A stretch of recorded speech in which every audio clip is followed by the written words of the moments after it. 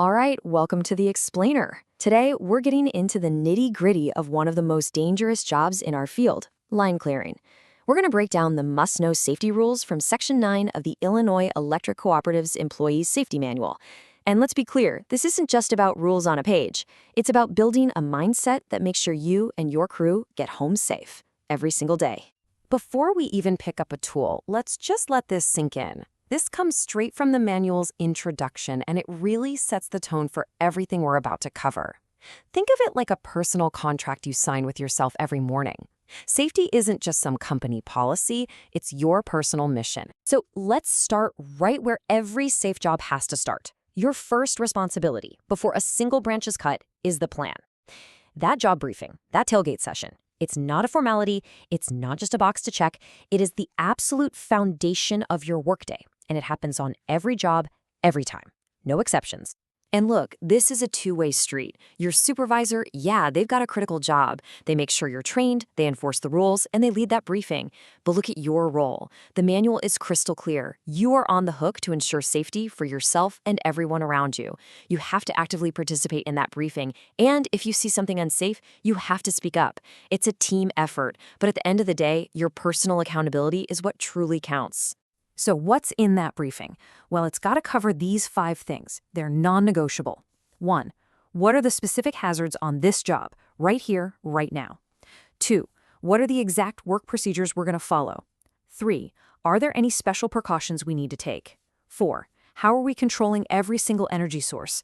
And 5. What's the specific PPE required for this task? If those 5 points aren't covered, that briefing isn't finished. Okay, so once the plan is solid, it's time to gear up. Your personal protective equipment, your PPE, it is your first and last line of defense out there. And it's not just about wearing it.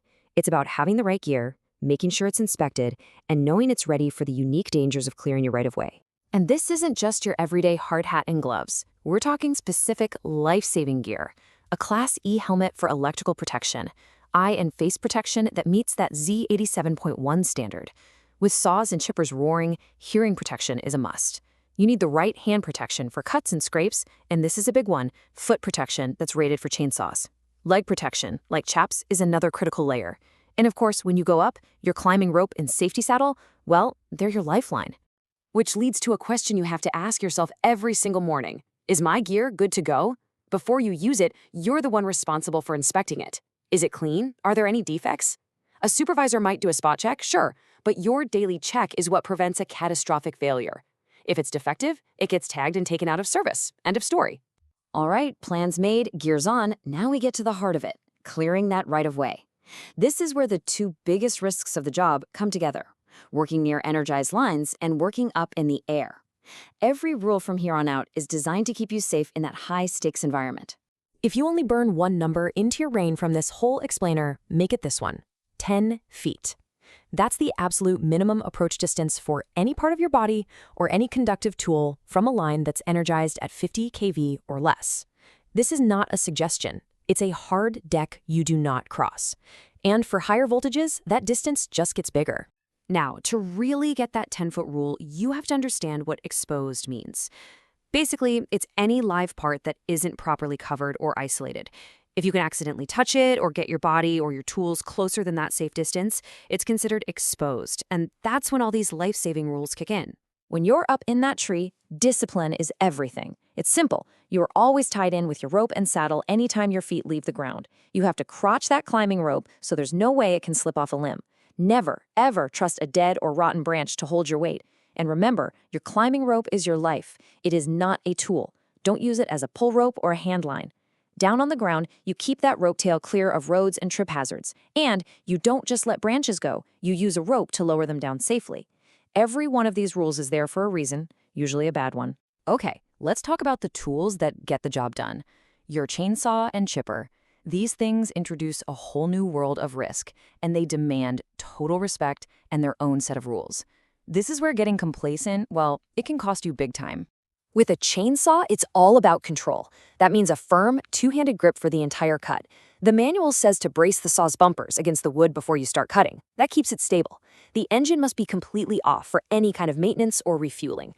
Never, ever, ever use a chainsaw above your shoulders. And if you're taking more than a few steps, you either shut the engine down or hit that chain brake. Finally, your saw has to have a dead man control, so the chain stops the second you let go. These rules are what keep that saw from controlling you. A chipper is an incredibly powerful and unforgiving machine. The rules are absolute.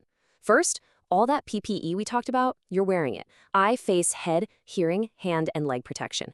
The number one rule is in all caps for a reason. You never put your hands or any part of your body into that hopper when it's running. You always feed it from the side to stay clear of that pull-in zone. Don't get creative and use your foot or tool to shove brush in. If the chipper is unhooked from the truck, the wheels must be chalked. And before you do any repair, the ignition is off and the key is in your pocket. There are no second chances with this machine. So, as we wrap this up, let's just bring it all back to the one thing that really matters. All of these rules, all these procedures, from the job briefing at the start to the cleanup at the end, they are all laser-focused on one simple, non-negotiable goal: making sure every single person on that crew goes home at the end of the shift. And that's really the bottom line, isn't it? The job is temporary. The shift will end. But a bad day, a single mistake, the consequences of that can last a lifetime. Your commitment to doing it right, to following the rules, to checking your gear, to looking out for your buddies, that has to be permanent. It's the most important tool you bring to the job site every single day.